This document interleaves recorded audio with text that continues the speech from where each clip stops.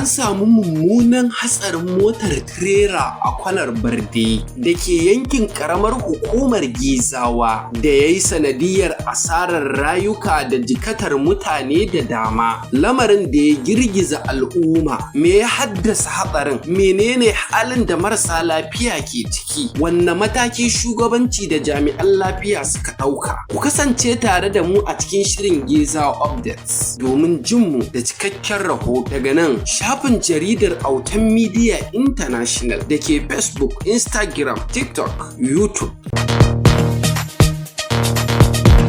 Masu sauraron mu da masu kallon mu da masu bibiyar mu, Assalamu alaikum wa rahmatullahi wa barakatuhu. Barkan mu da sake haduwa a cikin shirin Gezawa Updates. Shirin labarai da rahotanni na musamman da ke kawo muku har rahotanni da bayanai akan dukkanin muhimman al'amuran da ke faruwa a mazaɓu 11 na ƙaramar hukumar Gezawa, tun daga harkokin tsaro, lafiya, siyasa da ci gaban al'umma baki ɗaya. Ni ne Ashiru Muhammad Uba, kuma wannan shiri na zuwar muku ne daga nan shafin jaridar Autan Media International. Shirin Gezawa Updates zai dinga zuwar muku kowanne mako, wanda ke kawo muku sahihan bayanai kan dukkan abin da ke faruwa a ƙaramar hukumar Gezawa.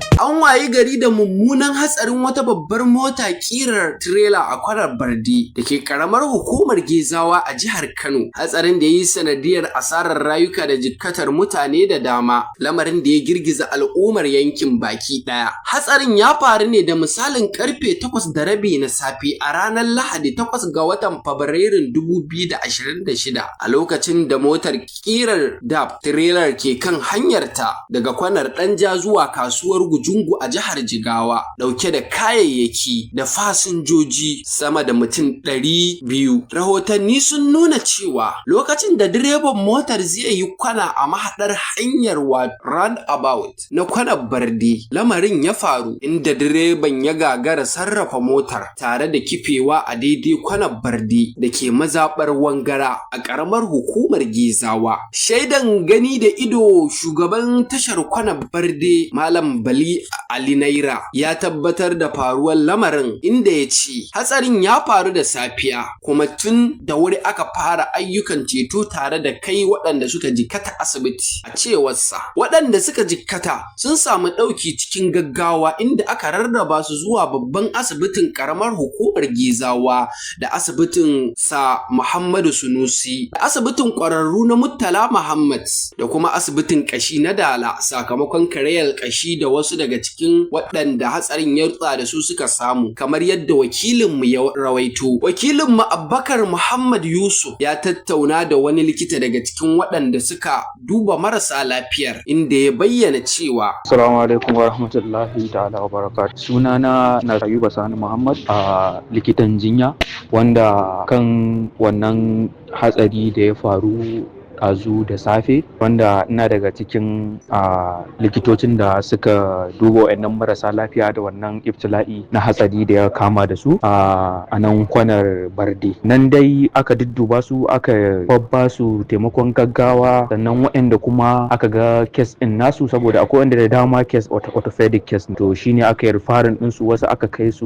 Murtala, wasu aka kai su Dala, wasu aka kai su Sasunusi. Nan da dama akwai wa'anda ma dubba ma aka su ma nan asibitin Gezawa ba, an tafi da su wasu Sasunusi, an ce Sasunusi ma daga nan shi ma ya cika, sannan aka kai wasu aka tafi da su Murtala. To shine dai abin da ya faru, sannan da aka yi musu treatment wayanda za a yi rifarin ɗinsu, aka yi rifarin ɗinsu, wanda kuma aka yi discharging ɗinsu tafi gida, aka yi discharging ɗinsu suka tafi gida. Wakilinmu ya rawaito cewa zababben shugaban karamar hukumar Gezawa Alhaji Muqaddas Bala Jogana tare da kansuloli da jami'an ofishinsa sun kai ziyara wurin hatsarin da kuma babban asibitin Gezawa, inda ya bayar da umarni umarnin gaggawa ga likitoci kan kula da marasa lafiyar da kuma samar musu da magunguna, kamar yadda hadiminsa a kafafen sada zumunta Rabi'u Musa ɗan masani ya wallafa a shafinsa na Facebook. Mazauna yankin ƙaramar hukumar Gezawa sun bayyana hatsarin a matsayin babban ibtila'i, tare da kira ga hukumomi da su ƙara tsaurara matakan tsaro da wayar da kan direbobi. Ɗaya daga cikin al'ummar yankin ƙaramar hukumar Gezawa, Comrade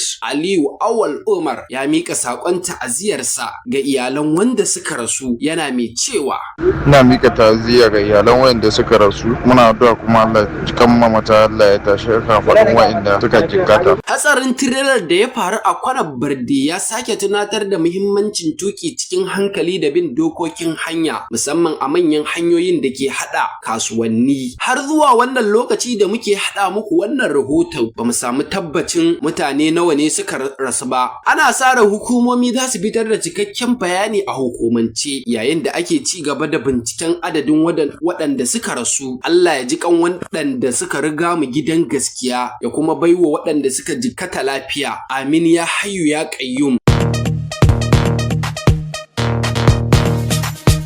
Da haka ne muka zo ga ƙarshen shirin Gezawa Updates na wannan mako. A madadin abokan aiki, wakilinmu Abubakar Muhammad Yusuf da Ashir Gamba Journalist da ya tace mana sauti. Ni ne Ashir Muhammad Uba daga nan Autan Media International. Muna godiya a gare ku masu sauraron mu da kallon mu da bibiyar mu a Facebook, Instagram da TikTok har ma da YouTube. Nake cewa ku kasance da mu mako mai zuwa.